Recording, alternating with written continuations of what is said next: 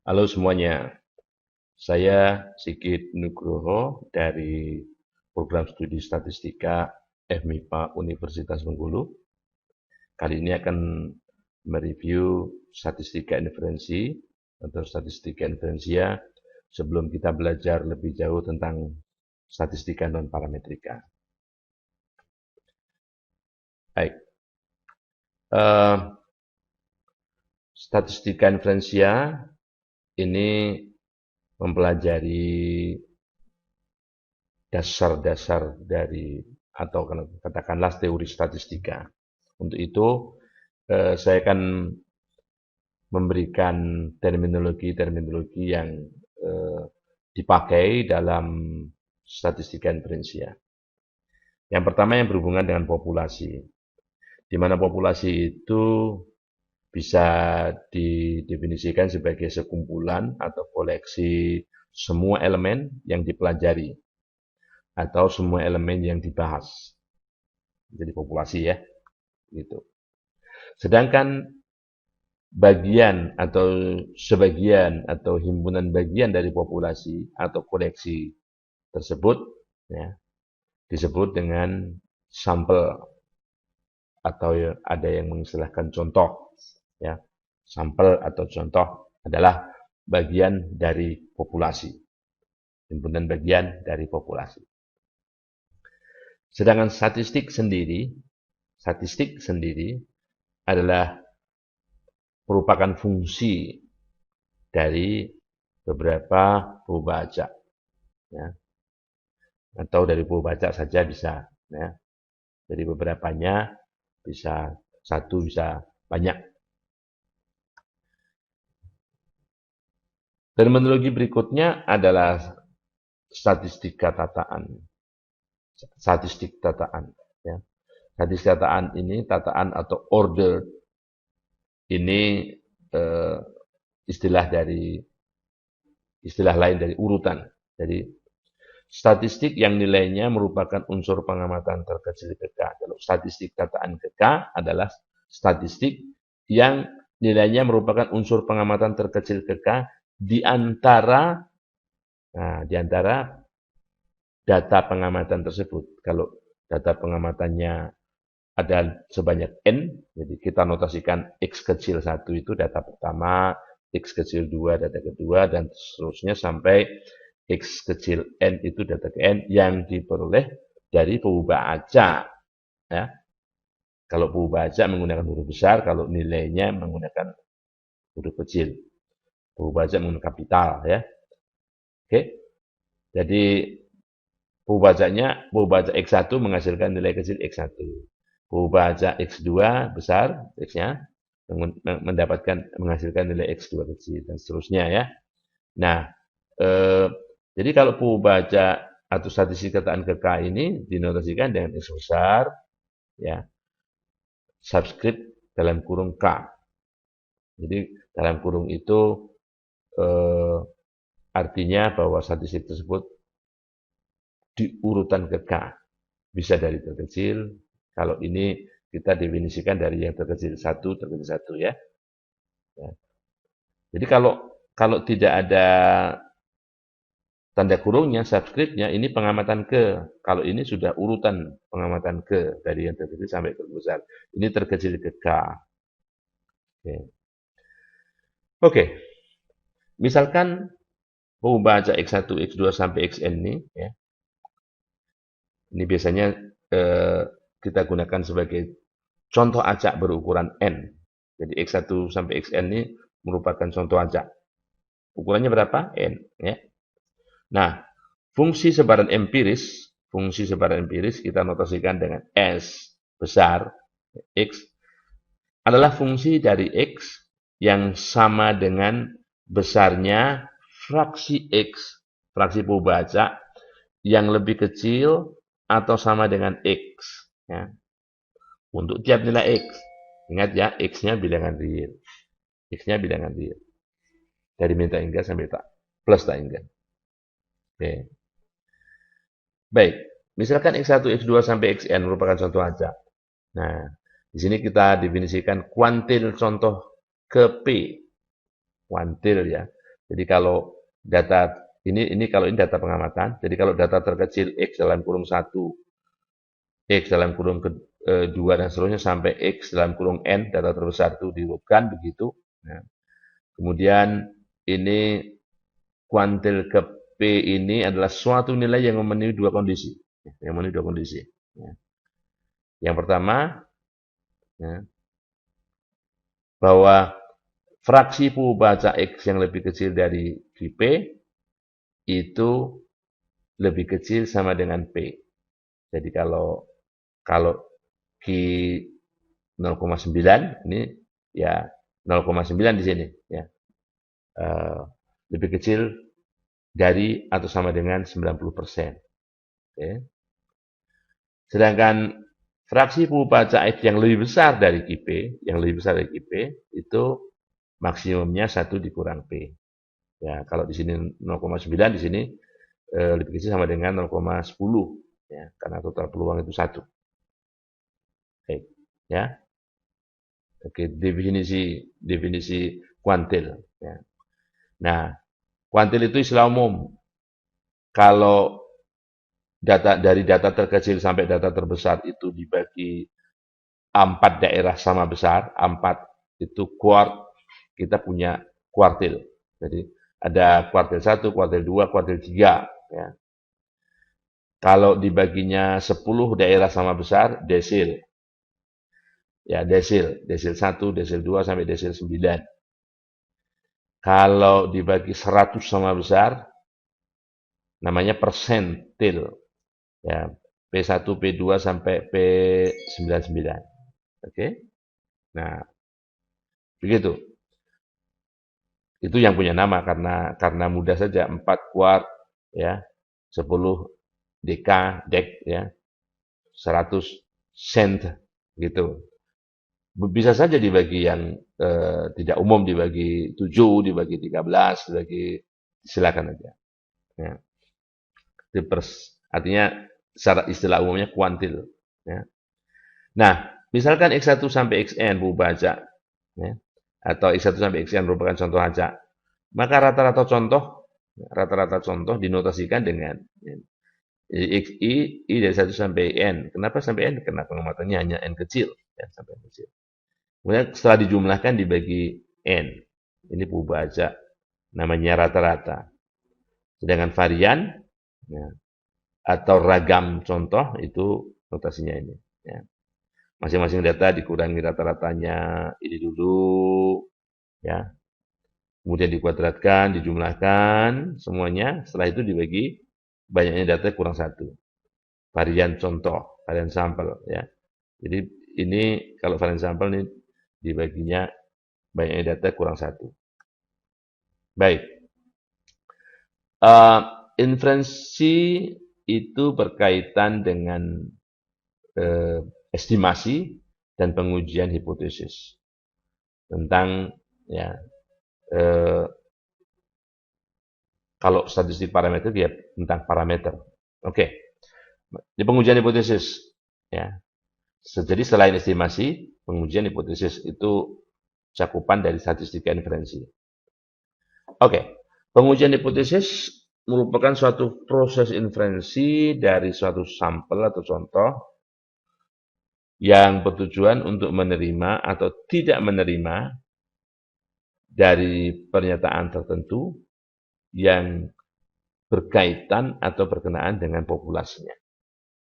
Nah, biasanya kalau statistika parametrik ya berhubungan dengan parameter, kalau non parametrik yang berhubungan dengan populasinya itu, ya, yang berkenaan dengan populasinya. Ya. Oke, kita lanjutkan. Hipotesis diuji berdasarkan bukti yang terkandung dalam sampel yang diambil. Jadi dari populasi kita ambil sampel.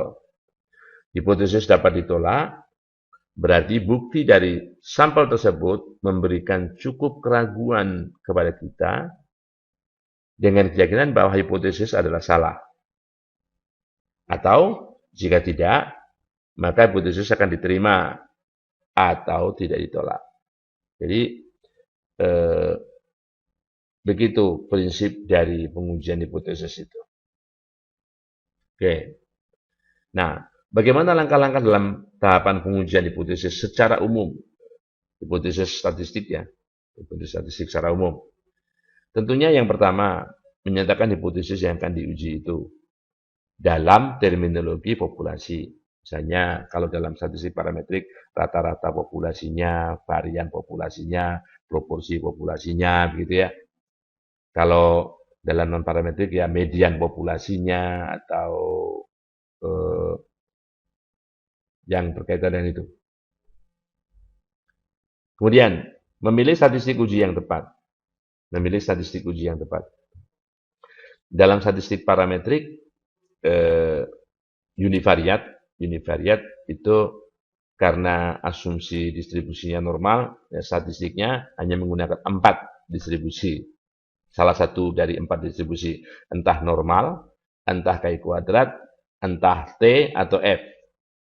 Namun, untuk statistik non-parametrik, ya, statistik non-parametrik itu untuk sampel yang berukuran kecil, nah biasanya tiap uji itu menggunakan statistik yang tersendiri, beda-beda, ya.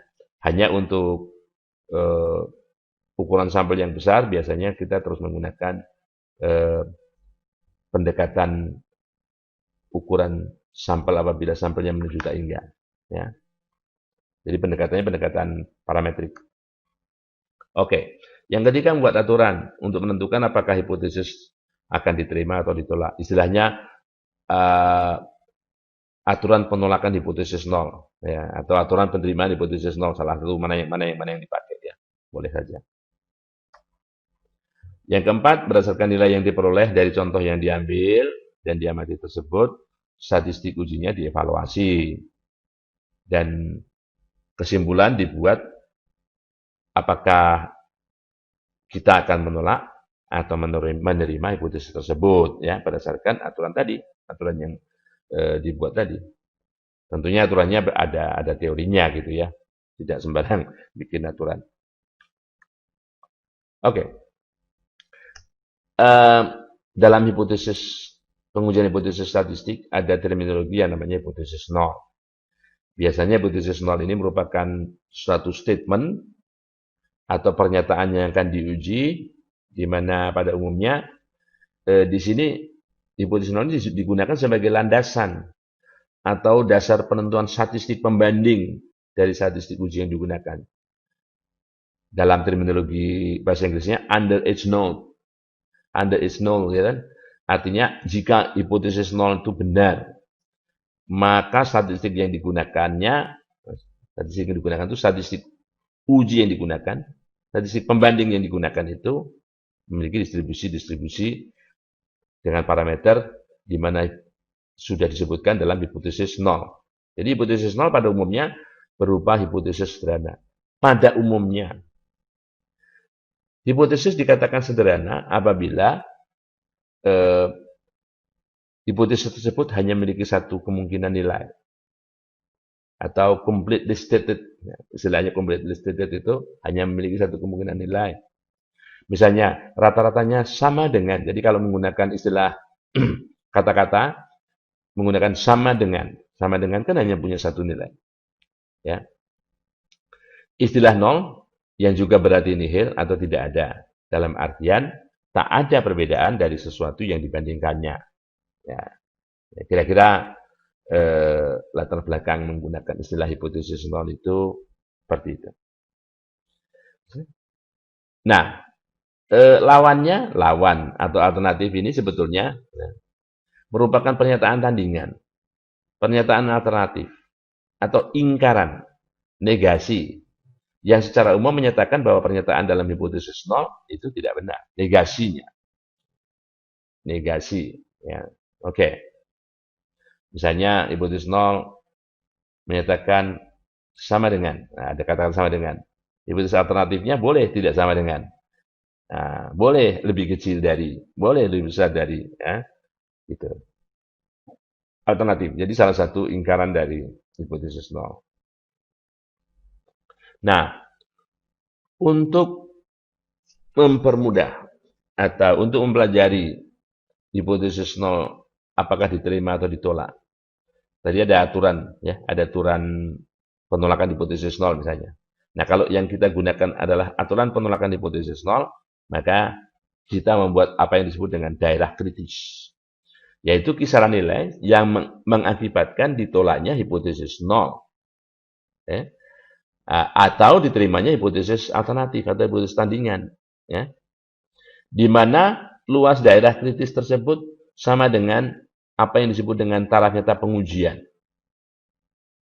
atau taraf nyata saja. Kadang-kadang taraf nyatanya berapa, atau taraf nyata pengujiannya berapa, ya, ya, yang biasanya dinotasikan dengan alfa. Oke. Oke.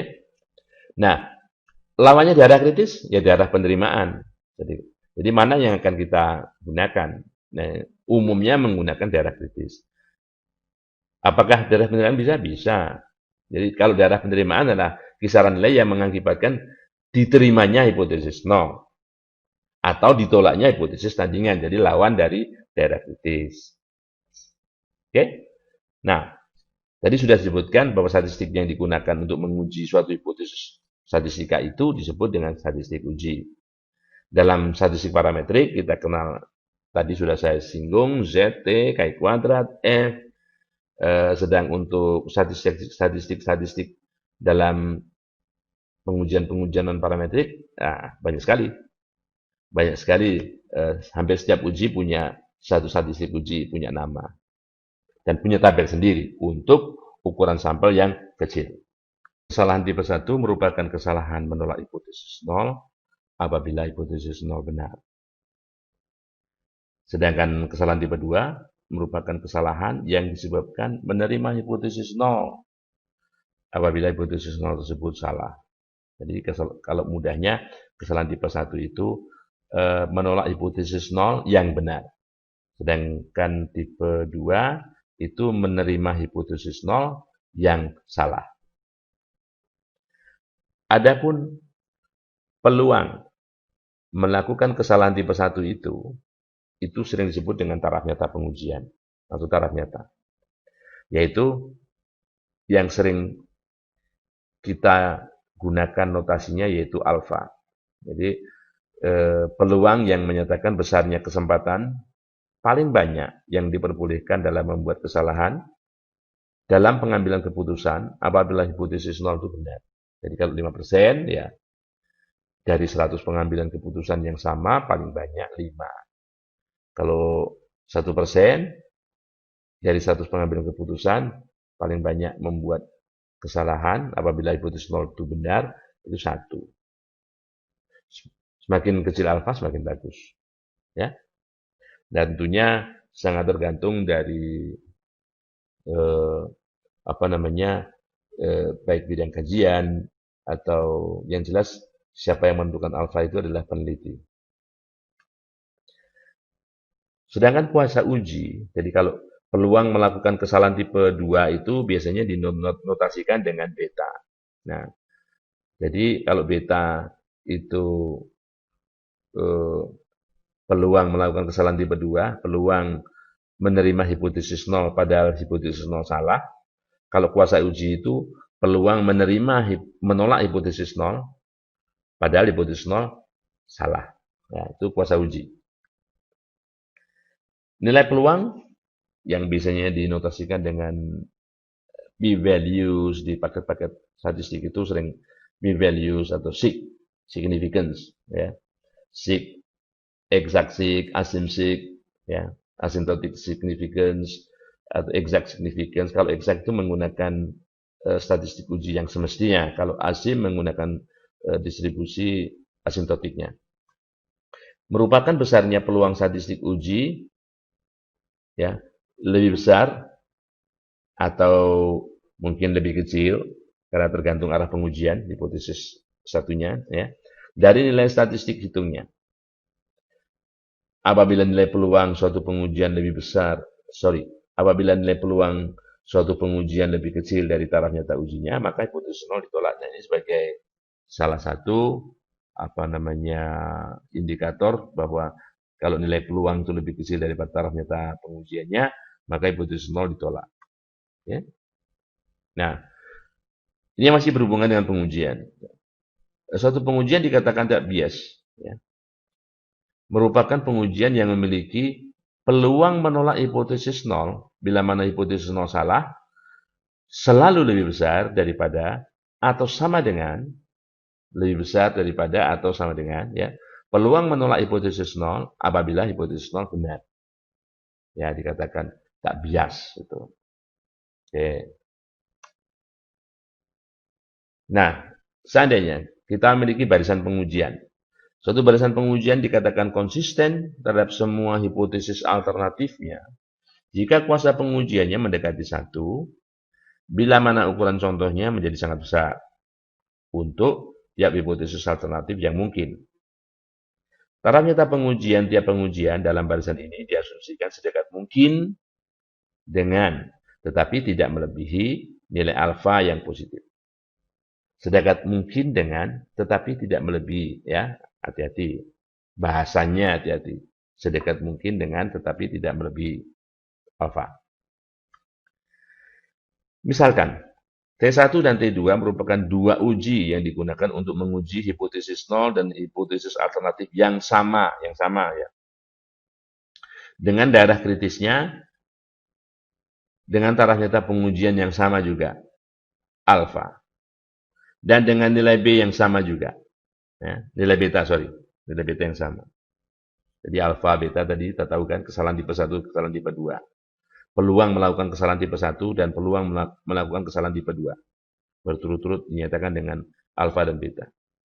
Nah, efisiensi relatif T1 terhadap T2 merupakan rasio. Rasio dari N2 dibagi N1. N adalah banyak sampel. Jadi N1 dan N2 merupakan berturut-turut ukuran sampel yang digunakan untuk pengujian T1, statistik uji T1 dan T2. Nah, misalkan N1 dan N2 merupakan sampel yang diperlukan oleh T1 dan T2 untuk mencapai kuasa uji yang sama. Jadi, yang disetting kuasa uji yang sama. Ya. Pada taraf nyata pengujian yang sama juga. Ya. Jika nilai alfa dan beta tetap konstan, ya, maka nilai limit N2 dibagi N1, bila mana N1 menjadi besar sekali, menuju T3, itu disebut dengan asymptotic relative efficiency atau ARE. Uji pertama terhadap uji kedua. Nah, uji pertama terhadap uji kedua. Tapi ada syaratnya. Jika nilai limit tersebut tidak tergantung dari alfa dan beta. Nah, sedangkan suatu uji dikatakan konservatif jika taraf signifikan atau taraf nyata sesungguhnya lebih kecil dari taraf nyata pengujian yang dinyatakan konservatif. Ya. Jadi taraf nyata signifikannya atau taraf nyata yang sungguhnya lebih kecil dari taraf nyata pengujian yang dinyatakan. Ya. Maka suatu uji tersebut dikatakan konservatif. Oke. Nah, terminologi lain dari statistika non-parametrik itu statistika bebas sebaran atau distribution free statistik. Meskipun sebetulnya penamaan ini berawal dari kacamata atau sudut pandang yang sedikit berbeda. Ya, oke. Baik. Nah, secara umum, suatu metode statistika itu dikatakan atau dikategorikan non-parametrik ini jika memenuhi salah satu dari kriteria berikut. Yang pertama, metode ini dapat digunakan pada data dengan skala pengukuran nominal. Nominal ya, skala pengukurannya. Yang kedua, metode ini dapat digunakan pada data dengan skala pengukuran ordinal. Jadi nominal, ordinal. Yang ketiga, bagaimana dengan skala interval dan rasio? Boleh.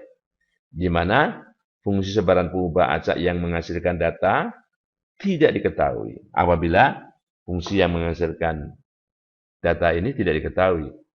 Hanya misalnya dinyatakan sebagai mubazak yang kontinu misalnya.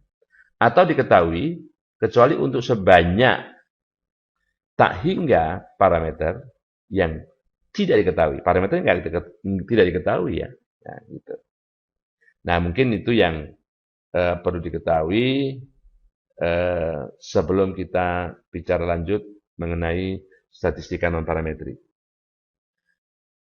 Terima kasih.